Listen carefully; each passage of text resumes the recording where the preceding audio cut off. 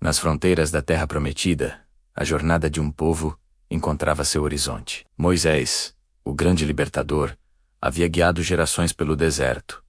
Mas seus olhos apenas vislumbrariam a promessa de longe. Não seria ele quem os conduziria para dentro.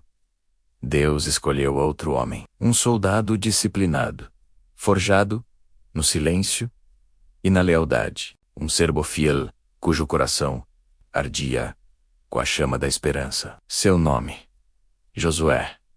Ao lado de Moisés, ele aprendeu, serviu e esperou. Agora, a responsabilidade de uma nação inteira repousava sobre seus ombros.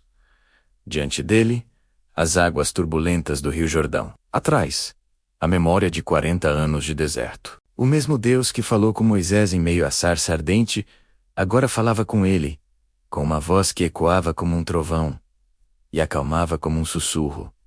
Sê forte e corajoso. Não temas, nem te espantes, porque o Senhor teu Deus é contigo, por onde quer que andares. Assim como estive com Moisés, estarei contigo.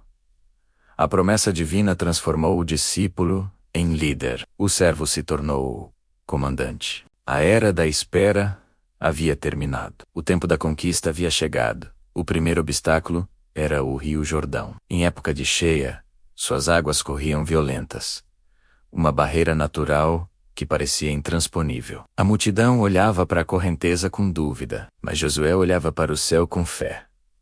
A ordem de Deus não era para construir pontes ou barcos, mas para confiar. Josué se voltou para o povo e declarou: santificai-vos, porque amanhã o Senhor fará maravilhas no meio de vós. Ele ordenou aos sacerdotes que levassem a arca da aliança, o símbolo da presença de Deus, à frente do povo. Quando os pés dos sacerdotes que levam a arca tocarem as águas do Jordão, o rio se dividirá. Imagine a cena. A multidão em silêncio.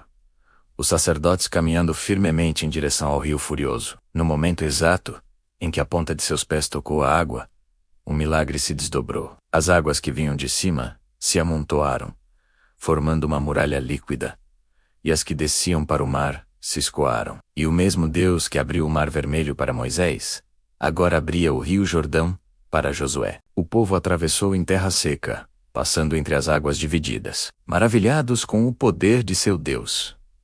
O impossível se tornou o primeiro passo da vitória, um sinal de que a jornada pela Terra Prometida seria guiada não pela lógica humana, mas pela mão divina. Após cruzarem o Jordão, o verdadeiro desafio se ergueu diante deles.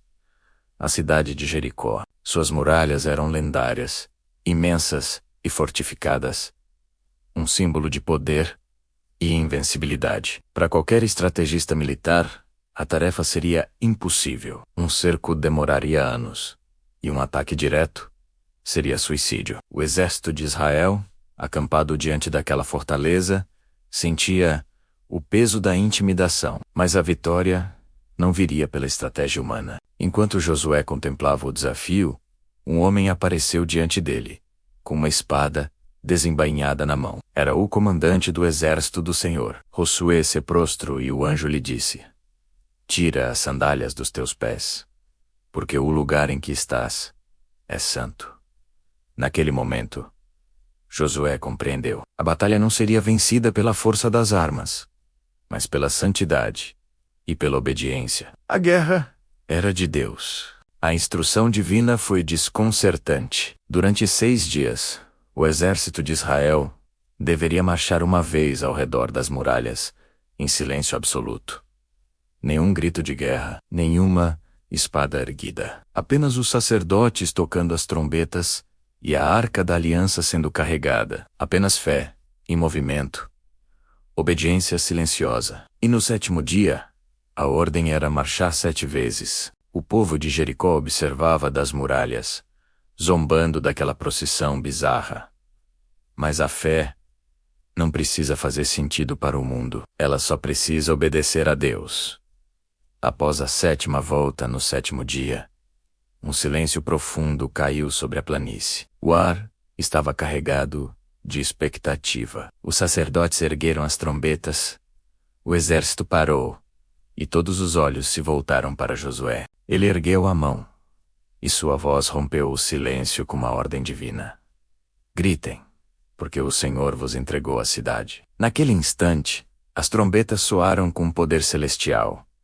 E um grito uníssono, um rugido de fé de toda a nação, ecoou pelos céus. A terra tremeu. E então, o impossível aconteceu diante de todos. As muralhas maciças de Jericó, que pareciam indestrutíveis, começaram a rachar, a desmoronar, e caíram por terra. Não para frente ou para trás, mas ruíram sobre si mesmas, abrindo um caminho reto para o exército de Israel. Não foi um ariete que derrubou aquelas muralhas.